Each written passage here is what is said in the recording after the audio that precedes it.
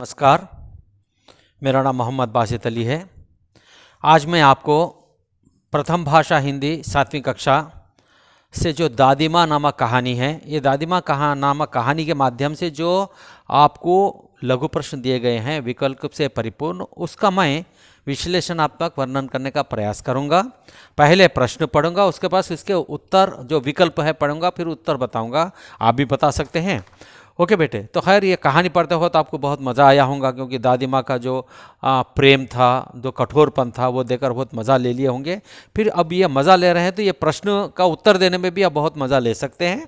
Okay बेटे, पहला प्रश्न है, किन दिनों में दादी माँ उदास रहती थी? किन दिनों में रहती थी?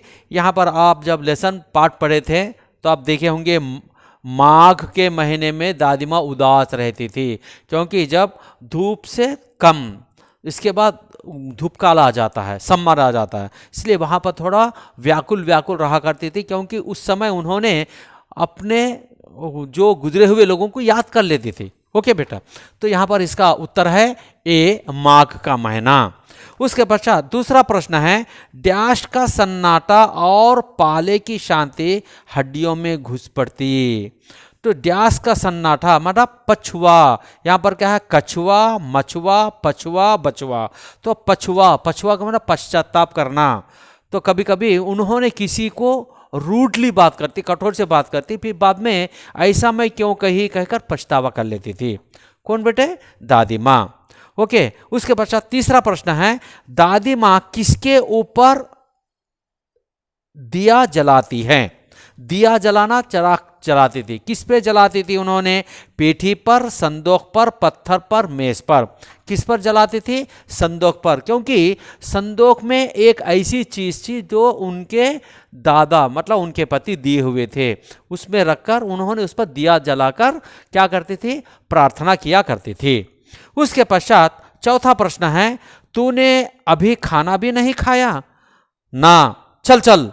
तो यहां पर अब देखिए, यहां पर तूने अभी खाना भी नहीं खाया ना, चल।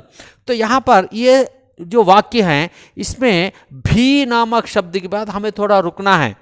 तूने अभी भी खाना नहीं खाया ना, चल। ये बात कौन कहती है? दादी माँ लेखक से कहती है। ओके, तो यहां पर भी क्या है? यहां पर निपात है। ओके, इसमें निपात पहचानिए। निपात क्या होता है? बी है, इसका विकल्प है सी। उसके पश्चात रुपया बहुवचन पहचानिए। ये तो आप आसानी से कह सकते हैं, रुपये का बहुवचन रुपये होता है। उसके पश्चात छठा प्रश्न है, दादा ने दादी को क्या पहनाया था? अभी मैंने आपको बताया, संदूक में उन्होंने संदूक पर पूजा क्यों करती थी, क्यों लगाती दिया? क्योंकि दादा का दिया हुआ कंगन उसमें था। तो इसका उत्तर क्या है? कंगन।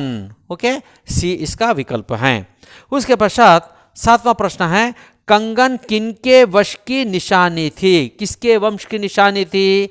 तो यह है दादा के वंश, क्योंकि दादा ने ही उनको कंगन दिया था। किसे? दादी माँ को, निशानी के रूप में।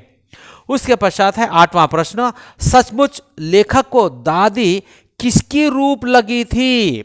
कैसा मानते थे लेखक दादी को? यहां पर इसके विकल्प हैं देव, राक्षस, मानव, देवी। क्या मानते थे उन्होंने? अपनी दादी माँ को देवी मानते थे। ओके, इसका विकल्प है डी, देवी। उसके पश्चात नवा प्रश्न है, किस पेड़ के ऊपर से कौवा उड़ गया? मतलब जब कौवा उड़ गया तो समझ में आ गया कि भाई कुछ गड़बड़ हो गई। ओके, तो वो पेड़ कौन सा था? उनके घर के सामने एक पेड़ था। वो पेड़ कौन सा था? खजूर का पेड़ था। उसका विकल्प है ए, खजूर। उसके पश्चात आखिरी प्रश्न है, किसका पत्र कांप रहा था? तो यहां पर पत्र पढ़ते हो कौन कांप रहा था? पत्र पढ़ते पढ़ते कांप रहा था। कौन कांप रहा था? यहां पर विकल्प है किरण, किशन, अमर, दोस्त। कौन कांप रहा था? किशन कांप रहा था। ओके बेटा, तो आपको ये प्रश्न पत्र ठीक तरह से समझ में आ गया होगा। धन्यवाद बेटे।